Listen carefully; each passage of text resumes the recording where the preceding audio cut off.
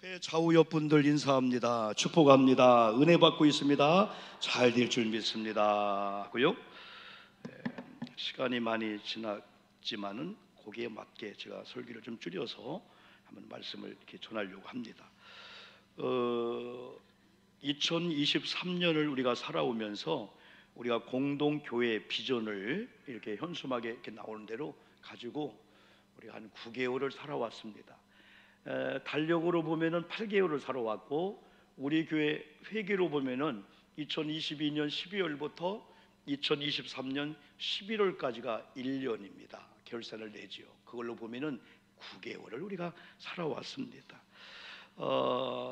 나머지 한 3개월, 4개월을 다시 한번 잃어버릴 것 같은 저 비전을 우리 공동 목표로 잡고 한번 나가자 이거지요.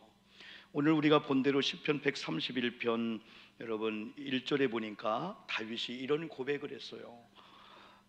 하나님 여호와여, 내 마음이 교만하지 아니하고 내 눈이 오만하지 아니하오며 내가 큰 일과 감당하지 못할 놀라운 일을 하려고 힘쓰지 아니하나이다.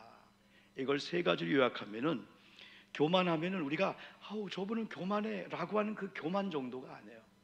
여기서 다윗이 얘기하는 교만은 제가 아무리 연구해봐도 어느 날 하나님 말씀이 들어와서 하나님이 인도를 하는데 따라가다가 어느 날 조금 말씀을 우리가 읽고 말씀을 덜 듣고 또 하나님 인도를 안 하면서 하나님 인도를 안 따라가면서 내 노하우가, 목사가 이 교회 한 37년 목회하니까 노하우가 생기는 거예요.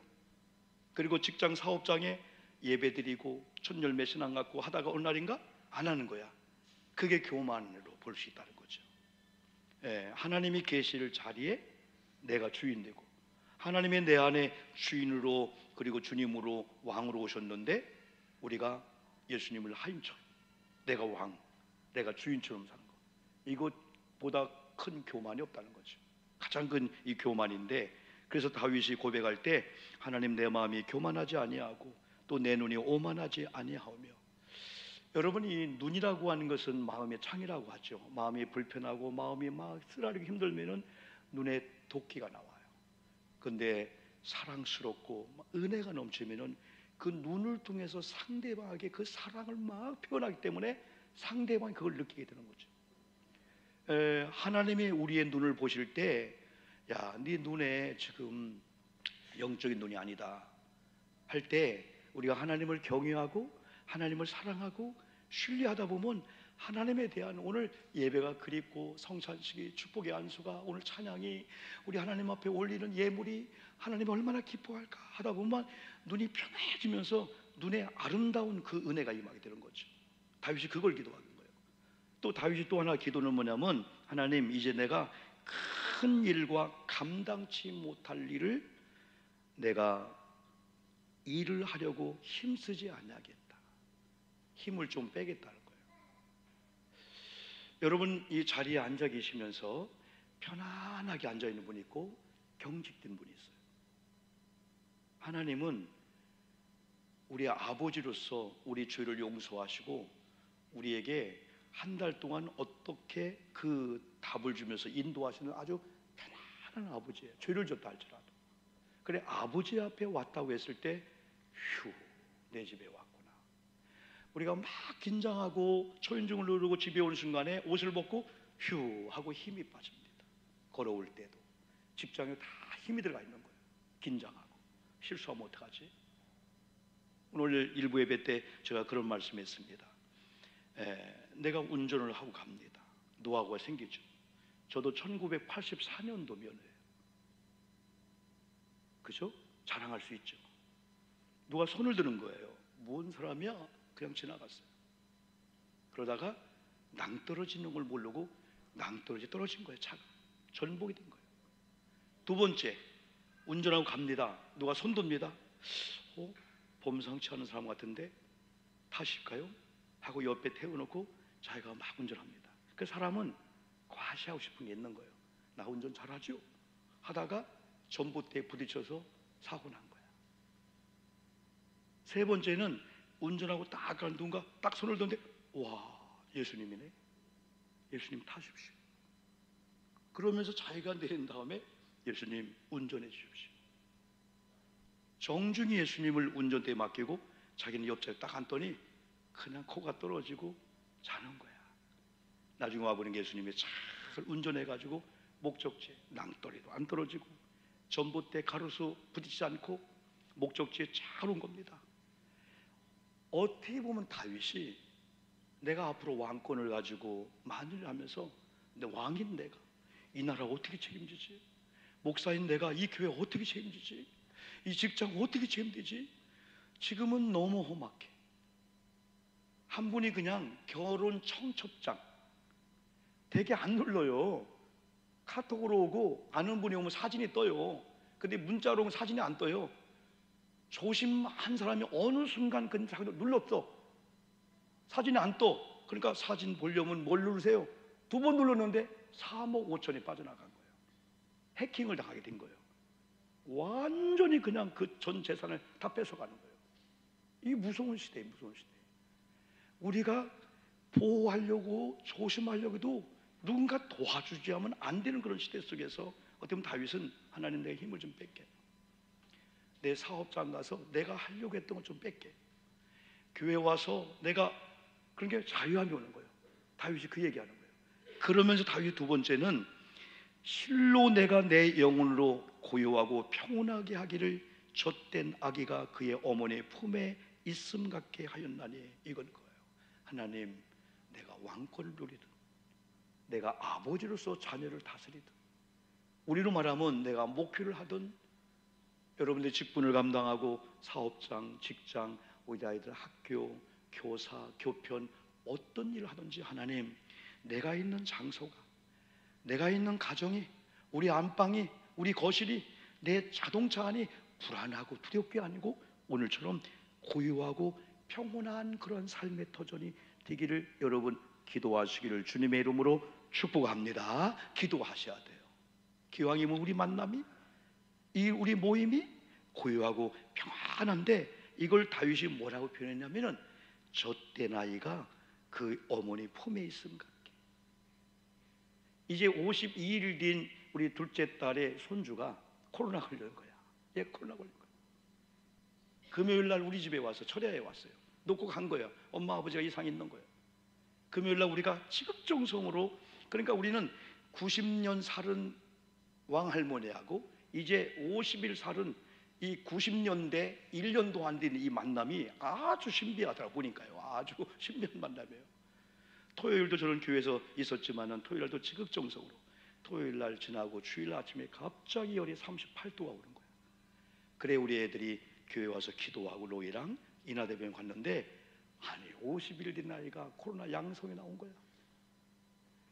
엑스레이를 찍고 소변 검사하고 음압실에 들어가가지고 근데 엑스레이를 찍는데 막 자주를 지게 울더라는 거예요. 부모만 어떻겠어요?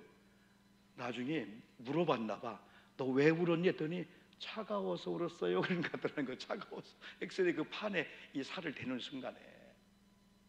그런데요, 얘들이 감기가 걸리든 아프든 세상에 지진이 나든 뭐 북한이 미사일을 쏘든 뭐 후쿠시마 뭘 하든 얘는 전혀 관심이 없어. 근데 어머니 품에만 안기면 엄마가 때를 따라서 젖을 먹이고 모유를 먹이고 얘가 오직 하는 건 한 가지, 우는 거예요. 그냥 응애. 울면은 장난감, 배가 고파, 네가 지금 뭐가 놀고 싶은구나, 심심하구나 다 알고 부모님이 주변에서 다 잘 도와주는 거예요. 어떻게 보면은 고요하고 평안한 이 삶은 젖된 아이가 부모님 품에서 새근새근 밥 먹고 울기도 하고 막 소리 지르는 것처럼 노래하는 것처럼 있는 최고의 편안함을 여기서 말씀해 주고 있어요. 근데 여러분 3절 가보니까 이스라엘아 지금부터 영원까지 여호와를 바랄지어다. 어디 보면 작은 결론이 이거예요. 우리가 구호를 살면서 그럼에도 불구하고 여호와를 바라볼 때 여호와의 입술의 말씀이 뭘까? 그 말씀을 들어요. 그러면서 그 말씀을 앞에 놓고 이제까지는 우리가 막 끌고 다닐 수 있었어. 하나님 9월부터는 교회 생활도 직장 사업장 우리 아이들 속 썩고 하는 모든 일도 하나님을 앞세우고 성령을 앞세우고 주님 말씀을 주면은 말씀이 좌하면 좌하고 우하면 우하고 또 말씀이 고하면 고하는 거고 또 유턴 스톱 하겠습니다 라고 맡길 때에 그때 우리가 안전하고 우리가 안 맡기는 거예요. 우리가 의탁한다든지 의탁하잖아요. 다 완전히 맡겨버리잖아요. 우리가 아내가 남편을, 부모님들이 자녀가 부모님을 믿고 그냥 맡기면은 그 다음부터는요 외우가 안 나오고요 어려우니 알아서 할까.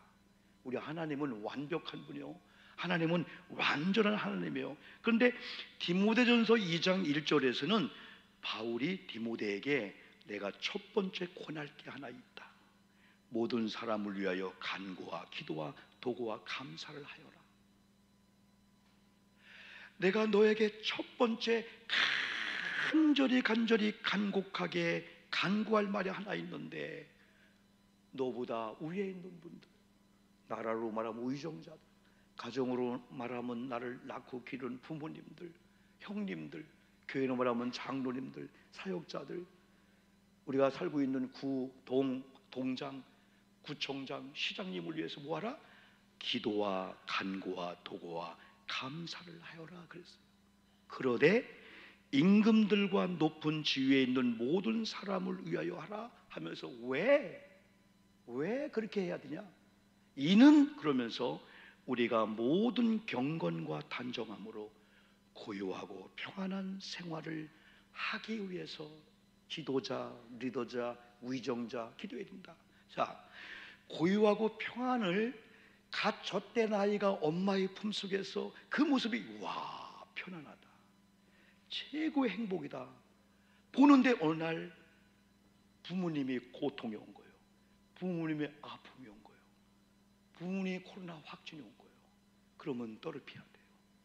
그걸로 영향을 받고 같이 코로나 걸리게 되는 거예요. 아하, 우리 교회가 나라와 따로 아니고 대한민국 안의 교회구나.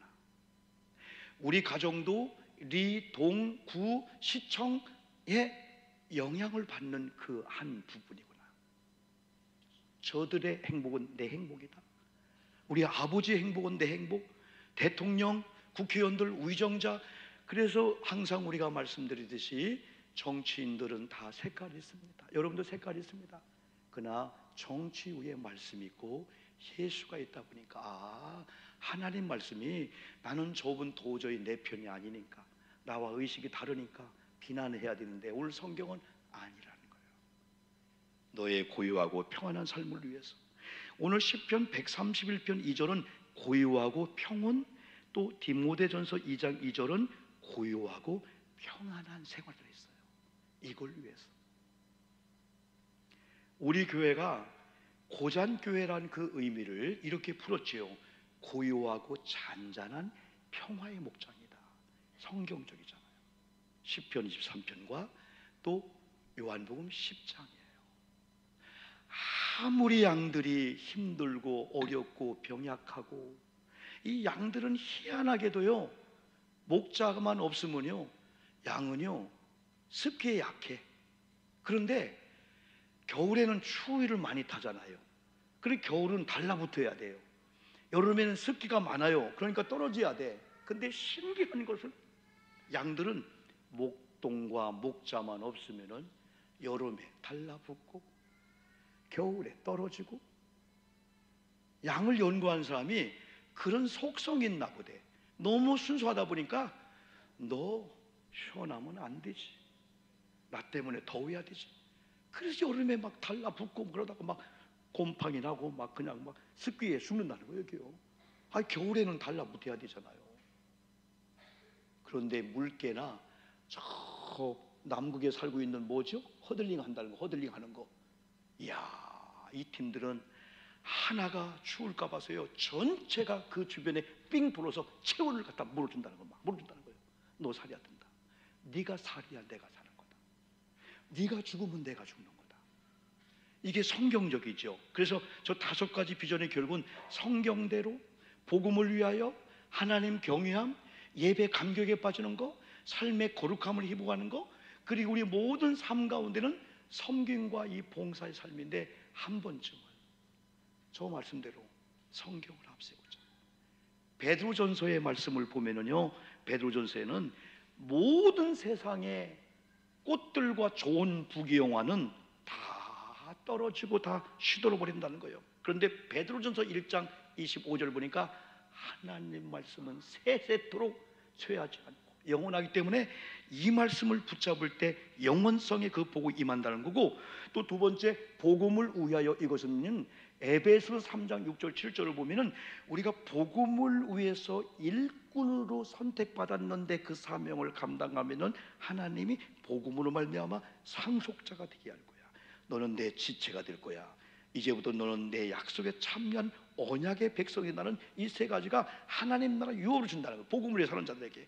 그리고 여러분요, 우리가 하나님 경외함은요, 창세기 22장 12절에서 아브라함이 하나님 경외함의 테스트 성공했더니 이제야 네가 나를 경외한 줄 알았다 하면서 여호와 일의 복을 준 거예요. 하나님이 예비해 주는 거예요. 여러분, 하나님의 경외함에 성공해서 9월 달부터 마음을 먹고 기도하고 예배했는데 하나님이 예비한 사람을 보내준 거예요. 필요한 물질을 보내준 거예요. 건강을 보내준 거예요. 이런 복을 받기를 주님의 이름으로 축복합니다. 그러면서 아브라함의 창세기 22장을 통해서 예배의 기쁨, 예배 즐거움, 예배 감격에 빠져버린 거예요. 여러분, 스마트폰 중독 걸립니다. 여러분, 술도 담배도 중독 걸립니다. 게임도 중독 걸립니다. 힘들고 어렵다가 마약을 먹는 사람은요, 마약만 해도 막 힘이 나게 되는 거예요. 하나님을, 예배를 만약에 우리가 감격에 빠진다면, 야, 예배가 소중하네, 찬양의 기도가 소중하네. 9월달은 독서의 계절, 얼마나 좋은지 몰라요. 더웠어요. 성경 보고 기도하려고 모기가 왔어요. 근데 9월부터는요 얼마나 좋은지. 독서의 계절, 성경을 보고, 그 다음에 삶의 영역의 거룩함. 이게 우리의 숙제인 것 같아요. 9월달 한번 우리가 서로 시험하는 겁니다. 예수님이 내 안에 계시다. 예수님이 내 안에 왕으로 계시다. 나 혼자 있다. 혼자가 아니었구나. 예수님과 함께하고 있다. 죄를 지려고 하다가 아니, 절제하지. 예수님이 계신데. 사람들은 시식 카메라를 의식하고 딱 조심해야 되지. 말 조심하자. 자동차 안에도 시식 카메라 녹화가 되니까. 우리는 시식 카메라보다 못한 하나님이 아닙니다. 9월을 출발하면서 한번 하나님을 의식하면서 하나님 앞에 거룩하고 신실하고 성실한 모습으로 나가려고만 해도 그 하나님이 좋으셔서 내가 너를 고쳐 써줄게, 내가 너를 써줄게. 때로는 물질, 사람을 붙인다. 마지막 가장 중요한 게 섬김과 봉사의 삶이 이겁니다.